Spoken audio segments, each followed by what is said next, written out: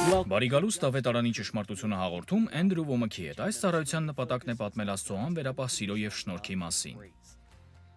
Մենք ունենք ավելի լավ ուխտ, ավելի լավ խոստմունքներով եւ ունենք ավելի լավ փոխհարաբերություն Աստծո հետ։ Մենք այնքան հուսահատ վիճակում էինք, որ Էնդրյուի ուղերձը կարծես կյանք լիներ։ Այն հորդում էր հեռուստացույցից եւ մեր կյանքի յուրաքանչյուր բնագավառը շտկվեց։ Իսկ այժմ լսենք Էնդրյուին։ Բարի գալուստ ավետարանի ճշմարտությունը հաղորդման երկուշաբթի օրվա թողարկում։ Այսօր բոլորովին նոր թեմա եմ սկսում։ Ունեմ նաև բոլորովին նոր գիրք վերնագրված վստահ հիմք, որն իսկապես զորավոր է։ Կարող եմ ասել, որ ձեզանից շատերը, ովքեր այժմ դիտում են այս հաղորդումը, Տիրոջը ճանաչում են։ Դուք վերստին ծնված մարդիկ եք, եւ եթե ինչ-որ բան պատահի, դուք հավատում եք, որ մահից հետո երկինք եք գնալու, դուք վստահ եք դրանում, քանի որ շփում ունեք Աստծո հետ, բայց միևնույն ժամանակ Աստծո խոսքը կարծես չի գործում ձեր կյանքում։ Ես հաճախ եմ նման մարդկանց հանդիպում, ովքեր Տիրոջը սիրում են, հավատում են մեր քարոզներին, որ Աստված կամենում է օրհնել մեզ, կամենում է, որ մենք բարգավաճենք, որ բժշկվենք, Նա կամենում է պատասխանել մեր աղոթքներին, բայց շատ քչերն են տեսնում այդ խոստումների իրականացումն իրենց կյանքում։ Այն խոստումները, որոնք Աստծո խոսքում է գրված եւ կորուստներ են կրում։ Եվ դրա պատասխանը սա է. մեր ծառայությունը բազմակողմանի է, բայց ամբողջը հիմնված է Աստծո խոսքի մտերմության եւ այդ խոսքի գործնական կիրառությունների վրա։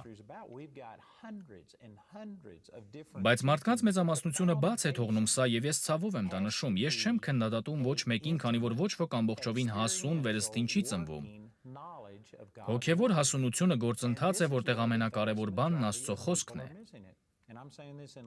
Ձեր աղոթքների պատասխանները եւս դրա հետ կապ ունեն, բայց տխուր իրականությունն այն է, որ շատերը չունեն Աստծո խոսքի գործնական գիտությունն ու մտերմությունը։ Ուստի մեր Աստվածաշնչյան քոլեջում սա առաջին բանն է, որ սովորեցնում եմ։ Ես մի շարք աղբյուրներից եմ օգտվել եւ այդ ամբողջը ծաղկաքաղ եմ արել եւ զետեղել եմ իմ նոր գրքի մեջ, որի վերնագիրն է «Վստահ հիմք»։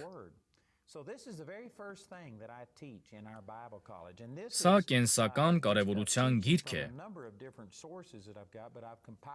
Հետագայում իհարկե ձեզ ցույց կտամ, որ Աստծո արքայությունը տարածվում է Աստծո խոսքի հիման վրա ճիշտ այնպես, ինչպես ֆիզիկական աշխարհն է տարածվում սերմերի վրա։ Գիտեիք արդյոք, որ կենդանիները, բույսերը եւ նույնիսկ ես եւ դուք սերմի արդյունք ենք։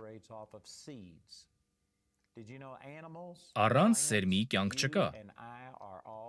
Վերարտադրողականություն չկա, աճ չկա։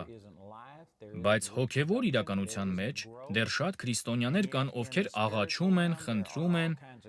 փափագում են, այլ մարդկանց են աղոթել տալիս իրենց համար, ծոմ են պահում, աղոթում են նորից, նրանք ամեն բան անում են բացի կարևորից, նրանք չունեն Աստծո խոսքի սերմը իրենց սրտերում։ Ուստի այս թեման ձեզ կլուսավորի եւ մեծ փոփոխություն կբերի ձեր կյանքում։ Իրականում Տերն ինձ հազարավոր բաներ է սովորեցրել, բայց այդ ամենն Աստծո խոսքից է ծնվել։ Աստծո խոսքից ծնված ճշմարտությունն ու հայտնությունն է, որոնցով կյանքս օրհնվել է։ Դժվար է թվարկել օրհնությունները, երբ դրանք ներկայացնում ես մարդկանց, բայց ես տեսել եմ, թե ինչպես է տղաս հարություն առնում 5 ժամ մահացած մնալուց հետո, երբ ուղեղի ծանր վնասվածք էր ստացել։ Ես տեսել եմ հրաշքներ թե կնոջս եւ որդուս կյանքում, թե անձամբ իմ։ Ես հազարավոր մարդկանց կյանքում եմ հրաշքի ականատես եղել։ Տեսել եմ, թե ինչպես է Աստված ինձ օրհնում այն ժամանակ, երբ պետք է ընկնեի։ Վստահ կարող եմ ձեզ ասել, որ մինչև Աստծո խոսքի ազդեցությունն իմ կյանքի վրա, ես $2 ճամպրուկի պես մաս-մաս էի լինում այն ամենի պատճառով, որ կյանքումս լինում էր։ Բոլորն էլ անցնում են խնդիրների միջով, եւ վերջերս մի կին էր եկել իմ հավաքույտներից մեկին։ Ես նրան երկար տարիներ է գիտեմ, նա հրաշալի կին է եւ եկել էր իմ ֆենիքսյան հավաքույթին, նա իմ ձախ կողմում էր, պարում ու փառաբանում էր Տիրոջը։ Ես մոտեցա նրան, ողջունեցի եւ հարցրեցի, թե ինչպես են գործերը։ Պարզվեց, նա վերջերս իր որդուն էր կորցրել մոտոցիկլետի դժբախտ պատահարի հետևանքով։ Մոտոցիկլետի վարորդը նրան չէր նկատել եւ նա տեղում մահացել էր։ Չնայած այս կինը նոր էր որդուն կորցրել, բայց փառաբանում էր Աստծուն։ Նա անգամ ասաց, որ ոստիկաններն էին իր որդու մահվան լուրը հայտնել։ Եվ շտապօգնության ողջ անձնակազմն այդտեղ էր, որպեսզի կնոջն առաջին օգնություն ցույց տար այդ լուրը լսելուց հետո։ Իհարկե նա զգացմունքներ ունի, ես չեմ ասում, թե նա քարսիրտ է, բայց նա կարողացել էր անմիջապես իր հոգսը Տիրոջ վրա գցել։ Նրա որդին Տիրոջը գիտեր, ուստի այդ կինը վստահ էր, որ իր որդին անմիջապես Տիրոջ մոտ է գնացել,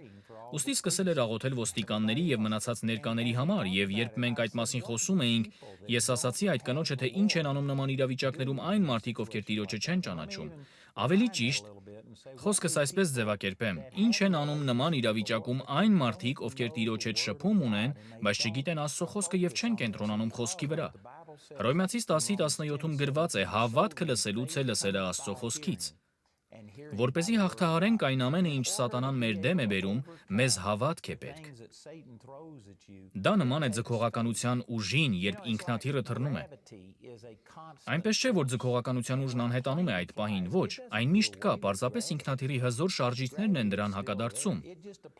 Բայց հենց այդ շարժիչն անջատես, ձգողականության ուժն ինքնաթիռը ներքև կքաշի։ Երբ մարդը վերստին ծնվում է, նա ինքնաթիռի հզոր շարժիչի պես է եւ ունի գերբնական ունակություն հակառակվելու խնդիրներին, հաղթահարելու դրանց արգելքը եւ տեսնելու ազատագրում, բժշկություն, բարգավաճում, խաղաղություն եւ ուրախություն, վատ իրավիճակների թեժ պահին անգամ։ Այդ զորությունը իրականում կա։ Մնում է միայն սովորել գործի գցել այն եւ օգտագործել։ Դա է հավատքը։ Հավատքը լսելուց է, լսելը Աստծո խոսքից։ Ես վստահ եմ, որ Տիրոջ սիրտը տխրում է, երբ նա տեսնում է, թե ինչպես է մարդը վերստին ծնվում, կանչում Տիրոջ անունը, շփվում Տիրոջ հետ, բայց չգիտի ինչպես օգտագործել այն, ինչ ունի ներսում։ Եվ սկսում է աղաղակել, աղերսել, խնդրել, հուսալքվել, քանի որ չունի Աստծո խոսքի զորությունը։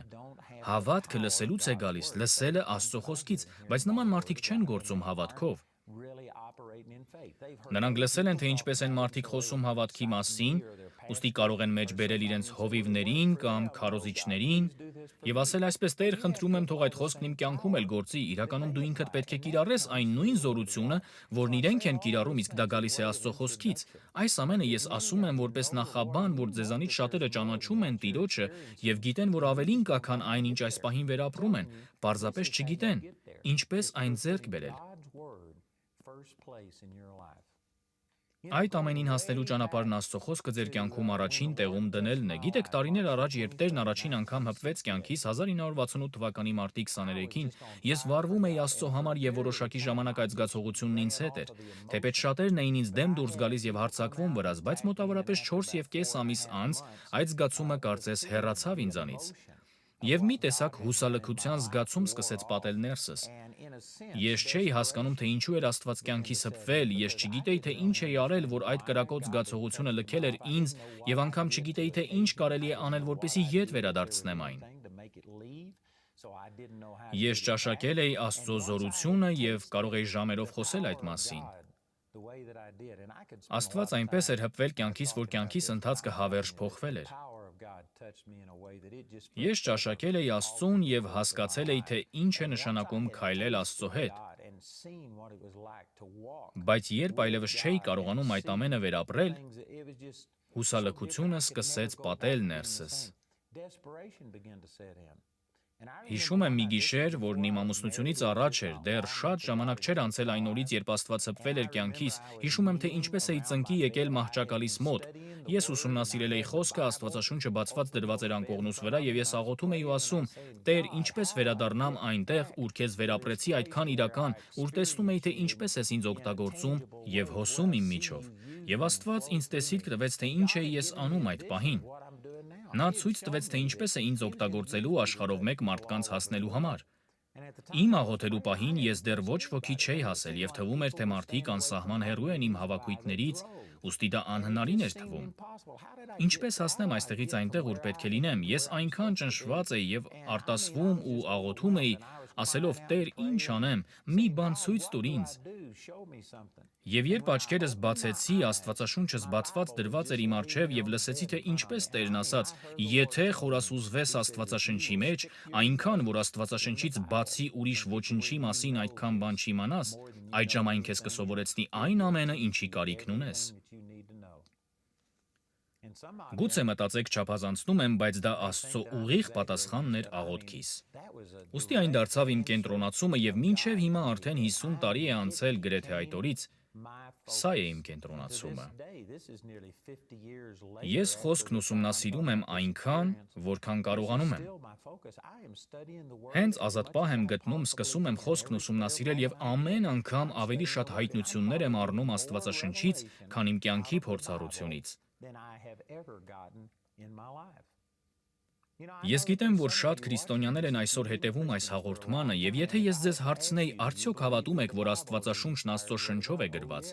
դուք կհաստատեք, իհարկե, դուք դրան հավատում եք, իսկ հավատում եք, որ պետք է այն ուսումնասիրեք եւ սերտեք, դրան եւս հավատում եք։ Շատերը հավանության եք արժանացնում այդ միտքը, բայց թույլ տվեք հարցնեմ, որքան ժամանակ եք իրականում տրամադրում այն ուսումնասիրելու համար։ Կարծում եմ քրիստոնյաների մեծ մասը կասեն. գիտեք, գուցե շատերը, որ դիտում են մեզ հիմա եւ նվիրված քրիստոնյաներ չեն, ասեն, այսինչ է խոսում այս մարդը։ Բայց ես խոսքս ուղղում եմ Աստծուն նվիրված հավատացյալներին, ովքեր սիրում են Աստծուն եւ աղոթում են այն պտուղների համար, որ Տերն է կամենում իրենց կյանքում։ Ձեզանից շատերը, ովքեր աղոթում են պտուղների համար, պատշաճ ժամանակ չեն հատկացնում խոսքի ուսումնասիրությանը։ Ես դա գիտեմ, քանի որ շատերի հետ եմ զրուցում։ Ես շատ մարդկանց եմ ծառայում եւ երբ հավաքույթների եմ գնում, ես միայն չեմ կանգնում բեմի վրա եւ ծառայում։ Ես դուրս եմ գալիս տանից եւ ժամեր եմ անցկացնում մարդկանց այցելելով եւ լսելով նրանց պատմությունները։ Իրականում դու մարդու մասին շատ բան կարող ես ասել, եթե միայն լսես, թե ինչ է նա խոսում, եւ վստահ կարող եմ ասել, որ նրանք Աստվածաշունչը չգիտեն։ Նրանց կյանքում Աստծո խոսքը չի գերիշխում։ Կարծես հետևյալ պատկերը լինի, երբ մարդ լոլիկի բերք է ուզում եւ ընկնում է գետնին ու սկսում աղոթել դրա համար, այլ մարդկանց էլ է հավաքում, որ իր հետ աղոթքով համաձայնվեն, բայց ընդհանրապես սերմ չի ցանում, իսկ հետո հիասթափվում է։ Այս մեթոդը չի աշխատում։ Կան օրենքներ, որոնցով Աստծո արքայությունը գործում է երկրի վրա, եւ հետագայում ես ձեզ ցույց կտամ, որ ճիշտ նույն կերպ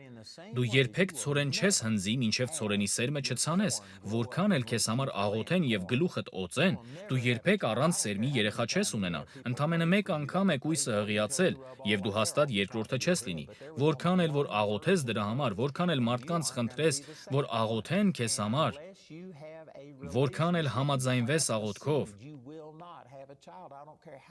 Աստծո խոսքը հենց այդպիսին է։ Աստծո խոսքը այն բանալին է, որը բացում է Աստծո գործերը։ Հավատքը գալիս է լսելուց, իսկ լսելը Աստծո խոսքից։ Դու պետք է խոսքը իմանաս, այլապես եթե լսես, թե մեկ ուրիշի կյանքում այսինչ խոսքն այսինչ կերպով է դրսևորվել եւ սկսես միայն կրկնօրինակել, դու մոտավորապես սա կանես։ Կտեսնես, որ մեկը ցորեն է ցանել եւ կասես դե ինքը ցանել է արդեն, իսկ ես կհնձեմ։ Իրականում ցանողն է միայն հնձում, դու եւս պետք է ցանես, որպեսզի հունձք ունենաս։ Եթե մարդ խոսում է Աստծո մասին եւ պատմում է, թե Աստված ինչ է արել իր կյանքում, ինչ է խոսել, ապա դա հիանալի է տվյալ անձի համար, բայց դու դրանից օգուտ չես ունենա, մինչեւ ինքդ չվերցնես այդ խոսքը եւ սրտումդ ցանես։ Մարդկանց մեծամասնությունը հենց այստեղ է սխալվում։ Շատերն ասում են, դե այո, ես հավատում եմ խոսքին, մինչդեռ իրականում մեծ տարբերություն կա խոսքը պարբերաբար ընթերցելու եւ Աստծո խոսքն ամեն օր ուսումնասիրելու միջև։ Դա նման է այն բանին, երբ կինը գիտի, թե երեխա ունենալու համար ինչ է հարկավոր, բայց գնում կանգնում է տղամարդու կողքին, անգամ գրկում է նրան եւ վերջ։ Ես չեմ պատրաստվում մանրամասն խոսել այս մասին, բայց ամենքդ էլ հստակ գիտեք, որ միայն այդքանով կինը չի կարող հղիանալ։ Ուղղակի ինչ որ մեկի կողքը կանգնելով կամ խմելով այն նույն բաժակի ջրից, որից հղիկինն է օգտվել, դուք չեք կարող հղիանալ եւ երեխա ունենալ։ Երեխա ունենալու համար կնոջը սերմ է հարկավոր, իսկ այդ սերմի համար մտերիմ փոխհարաբերություն։ Աստծո խոսքի դեպքում էլ է նույնը։ Դու չես կարող պարզապես նրա կողքով անցնել եւ արդյունքի սպասել։ Բարերով չգիտեմ ինչպես բացատրել, բայց մի բան է խոսքը իմանալ, խելացիորեն այն մեջ բերել եւ բոլորովին այլ բան է թողնել այն այնքան, որ պայթիկ ու ներսում սերմի պես։ Սա բացատրելու համար ես հաճախ օրինակ եմ բերում մտքով հասկանալու եւ հայտնության միջև եղած տարբերությունը։ Դուք պետք է Աստծո խոսքը ստանաք հայտնության միջոցով, այն պետք է փորագրվի ձեր ներսում։ Ինձ համար դժվար է սա բացատրելը, քանի որ այն հայտնությամբ է գալիս։ Ես շատ ժամանակ եմ անցկացնում խոսքն ուսումնասիրելու եւ դրա շուրջ մտորելու վրա։ Ես բառերի նշանակությունն եմ ստուգում, այլ աղբյուրներից եմ օգտվում, համեմատում եմ, ուսումնասիրում եմ խոսքը եւ այս ամենից հետո միայն սկսում եմ ամբողջի մասին մտորել եւ այն դառնում է հայտնություն։ Սուրբ Հոգին այն արթնացնում է ձեր ներսում եւ խոսքը դառնում է կենդանի ձեզ համար, մինչդեռ շատերը սա բաց են թողնում։ Շատերը բավականաչափ շեշտը դնում են հենց խոսքի վրա, ուսումնասիրում են այն իրենց հասկացողությամբ, իմաստությամբ, բայց թույլ չեն տալիս, որ այն սրտում արմատ գցի, բողբոջի եւ ծլարձակի։ Եթե դուք հիմա չեք հասկանում, թե ինչի մասին եմ ես խոսում, ուրեմն խոսքը երբեք ձեր ներսում կենդանի չի եղել։ Մինչդեռ հայտնության ժամանակ Աստված ուղղակի խոսքը մեջբերում է ձեր սրտում եւ հանկարծ դուք հայտնություն եք առնում։ Դա միայն մտավոր հասկացողություն չէ, այլ իրականություն է դառնում ձեզ համար։ Այն փոխում է ձեր մտքերը, ամեն բան վերադասավորվում է ձեր կյանքում, խոսքը կենդանանում է։ Թույլ տվեք մի տեղ հիշեցնել ձեզ Աստվածաշնչից։ Ղուկասի 24-րդ գլուխը, սա այն տեղն է, որտեղ Հիսուսի աշակերտներից երկուսը Երուսաղեմից Էմաուս էին գնում Հիսուսի հարությունից հետո։ Նրանք լսել էին, որ Հիսուսը մեռելներից հարություն է առել, բայց չէին հավատում այդ լուրին։ Նրանք տեսել էին նրա մահը։ Նրանք աշակերտներ էին, մենք չգիտենք հստակ արդյոք նրանք 12 աշակերտներից մեկն էին, թե Հուդան այդ ժամանակ արդեն ինքնասպան էր եղել եւ 11-ն էին մնացել, բայց հաստատ նրանք աշակերտներ էին, ովքեր շատ ժամանակ էին անցկացրել Հիսուսի հետ, եւ այսպես նրանք քայլում էին դեպի Էմաուս, երբ Հիսուսն ինքը եկավ եւ ընկերակցեց նրանց։ Նրանք չգիտեին, որ նա Հիսուսն էր, բայց Հիսուսը Աստծո խոսքը սկսեց բացատրել նրանց, ասելով, թե ինչու էր պետք, որ Հիսուսը մահանար, որ նա է Աստծո գառը, ով աշխարհի ողջ մեղքն իր վրա առավ։ Հիսուսը խոսքը նրանց համար մեկնաբանեց, ուստի նրանք էլ ստիպեցին Հիսուսին, որ իրենց հետ գնա եւ հաց ուտի, եւ ուտելիս նա վերցրեց հացը եւ գինին եւ օրհնեց եւ հանկարծ նրանց աչքերը բացվեցին եւ նրանք ճանաչեցին Հիսուսին, ով հարություն էր առել մեռելներից, բայց հենց այդ պահին, երբ նրանք հայտնություն առան եւ ճանաչեցին, Հիսուսն անհետացավ նրանց տեսադաշտից։ Այս պատմության մեջ հիանալի ճշմարտություններ կան, բայց ես ցանկանում եմ մի բան մատնանշել։ Գրված է, որ այս ամենից հետո նրանք վերադարձան մյուս աշակերտների մոտ, որպեսզի ասեին մնացածին էլ, որ Հիսուսին տեսել են եւ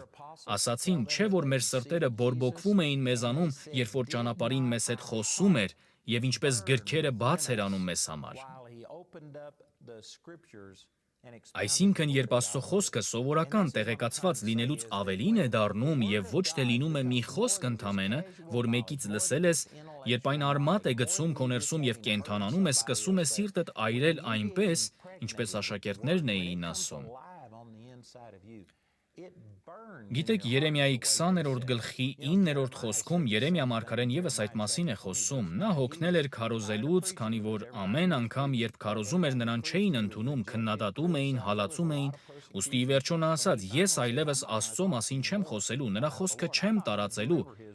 Իսկ հետո շարունակում է. «Բայց չկարողացա խոսքը ետ պահել։ Այն կարծես կրակ լիներ ոսկորներից մեջ պարփակված, ուստի չկարողացա ներսումս պահել, ես պետք է խոսեի։ Անձամբ ինքս էլ հայտնվել եմ նման իրավիճակում եւ միշտ խոսքի ուսումնասիրությունից օգուտ եմ քաղել։ Աստվածաշնչի մանրազնին ուսումնասիրությունը շատ օգտակար է։ Բայց ամենահրաշալին այն է, երբ դու խոսքն ուսումնասիրում ես եւ հանկարծ Աստված այն արթնացնում է քո ներսում, եւ խոսքը կենդանի է դառնում։ Ես տեսել եմ, թե ինչպես է որդիս մեռելներից հարություն առնում։ Կինս մեռելներից հարություն է առնում, այլ մարդկանց հարությանն էլ եմ ականատես եղել։ Տեսել եմ, թե ինչպես են կույրի աչքերը տեսնում, ինչպես են կաղերը շարժասայլակներից կանգնում, թե ինչպես է Աստված ֆինանսական հրաշքներ անում, ինչպես է զգացմունքներ բժշկում, նա շատ անգամ է ինձ օգնել հաղթահարել արգելքները։ Ես Աստծո շատ զորավոր գործեր եմ տեսել իմ կյանքում, բայց եթե ինձ հարցնեիք, թե Որն է այն բանը, որն ամենից շատն եմ սիրում, ես կասեի, որ դա այն պահն է, երբ Աստված խոսքը կենդանացնում է ներսումս եւ ես հայտնություն եմ առնում։ Ինձ համար ամենահրաշալի փորձառությունն այն է, երբ Աստված ինձ հետ խոսքով է խոսում, եւ գիտեմ, որ շատերիդ համար է դա այդպես։ Ես համարձակվում եմ ասել, որ այս հաղորդումը դիտողների մեջ կան մարդիկ, ովքեր մտածում են, այս մարդն ինչ է խոսում, նրա որդին ու կինն են մեռելների ցարություն արել, իսկ նա ասում է, թե դրանից ավելի կարևոր բան է հայտնություն ստանալը։ Անկեղծ ինքս չգիտեմ ինչպես բացատրել դա, բայց ինձ համար դա է ամենահրաշալին։ Միթե զարմանալի չէ, որ տիեզերքի արարիչ Աստվածը միլիոնավոր ու միլիարդավոր աղաղակների միջից հենց ուղիղ քեզ է պատասխանում, կարծես միայն դու ես կենդանի նրա աչքին։ Նա խոսքից մի տեղ է վերցնում, այն կիրառում է քո կյանքի մեջ, պատասխանում է հարցերիդ։ Միթե հրաշալի չէ սա։ Ինձ համար ամենահրաշալի բանը, որ երբևէ ունեցել եմ, Աստծո հետ կապի մեջ լինելը եւ նրանից խոսք լսելն է։ Սա չի նշանակում, որ մնացած հրաշքներն ինձ համար կարևոր չեն, ոչ, իրականում այդ հրաշքները հենց այս փոխհարաբերության ծնունդն են։ Եթե Աստծո խոսքն իմ ներսում չկենդանանար, եթե 50 տարի առաջ Աստված ինձ չասեր, որ կյանքում այն ամենը, ինչի կարիքն ունեմ այս գրքի մեջ է, եթե Տերն ինձ չասեր այդ մասին եւ ես չհնազանդվեի ու չխորանայի Աստծո խոսքի ուսումնասիրության մեջ, ապա բոլոր այն բժշկության հրաշքները, մեռելներից հարություն առնելը, ֆինանսական հրաշքները, ուրախությունն ու խաղաղությունը, որ ունեմ եւ տեսել եմ, ես չէի ունենա դրանք։ Յուրաքանչյուր բարի բան, որ Տերն արել է իմ կյանքում, եկել է Աստծո խոսքից եւ հավատքով այն գործի դնելուց։ Մի խոսք էլ կա, որի մասին ավելի մանրամասն կխոսեմ հաջորդ եթերների ընթացքում, բայց հպանցիկ հիմա կասեմ։ Երկրորդ Պետրոս առաջին գլխում գրված է. «Շնորհեց մեզ այն ամենը, որ կյանքի եւ աստվածապաշտության համար պետք է նրա գիտությունով»։ Տեսեք, մարդիկ աղոթում են. «Օ Աստված, խաղաղություն տուր, այս տուր, այն տուր», բայց այստեղ գրված է շնորհեց մեզ ամեն բան, նշանակում է չկա մի բան, որ դու փափագում ես, որ չգա Աստծո գիտությունով, իսկ երկրորդ Պետրոս առաջին գլխի 4-րդ խոսքում շարունակում է. «Որոնցով ամենամեծ եւ պատվական խոստմունքներն են տրված մեզ, որ նրանցով հաղորդակից լինենք աստվածային բնությանը, աշխարհքի մեջ ցանկությունից եղած ապականությունից հեռու փախչելով»։ Այստեղ խոսվում է այն գերազանց ու թանկ խոստումների մասին, որ Աստծո գիտությունով է մեզ տրվում, այսինքն Աստծո գիտությունը պարփակված է Աստծո խոսքի մեջ, Աստծո խոսքը ամեն դուռ բացող բանալին է։ Գիտեմ, որ հեռուստադիտողներից շատերն այժմ ասում են. «Տեր, ես մի նոր բանի կարիք ունեմ, ես գիտեմ, որ ավելին կա, ես քեզ գիտեմ, բայց չեմ տեսնում, թե ինչ ես դու փափագում, ինչ ես խոստացել ինձ»։ Այդ ամենը կարծես չի իրականանում, ո՞րն է խնդիրը։ Ասում եմ ձեզ, որ Աստված այս հաղորդման միջոցով խոսում է ձեզ հետ եւ ասում է ձեզ, որ դուք վստահ հիմքի կարիք ունեք։ Նախքան Աստված կկարողանա իրականություն դարձնել եւ կառուցել ձեր կյանքում այն ծրագրերը, որ ունի ձեզ համար, դուք պետք է ճիշտ հիմք ձեռք բերեք։ Եվ իրականում այս գիրքը հենց այդ մասին է։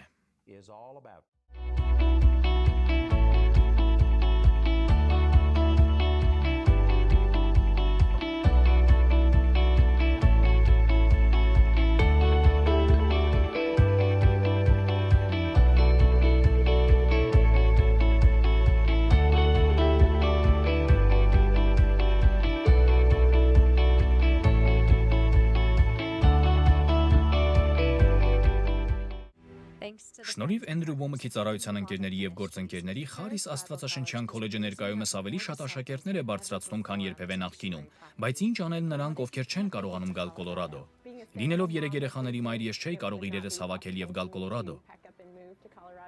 Ես գիտեի, որ Աստված կամենում է, որ Աստվածաշնչյան քոլեջ գնամ։ Ես որոշում կայացրի եւ ասացի Աստծուն գնալու եմ սովորելու լինի Կոլորադոյում թե մեկ այլ տեղ։ Իսկ կա արդյոք տարբերակ քեզ համար։ Աշխարհով մեկ ավելի քան 70 ճամբար կա, եւ քեզ համար հաստատ տեղ կգտնվի ընթացքդ սկսելու համար։ Եթե սերմն այդտեղ է եւ ձեր բնակատեղիին մոտ վայր կա, ինչպես մենք ունենք այստեղ, ապա գնացեք դրա ետևից։ Ամենայն հավանականությամբ Աստված ձեզ հետ հիմա խոսում է Խարիս Աստվածաշնչյան քոլեջ գնալու մասին, ձեզ մնում է միայն քայլ անել։ Դուք երբեք չեք փոշմանի անգամ տանից սովորելու համար, այն ձեր կյանքը հավերժ կփոխի։ Միացեք Խարիսի համախոհ հավատացյալներին գտնելով ձեզ հարմար վայր charisbiblecollege.org կայքում։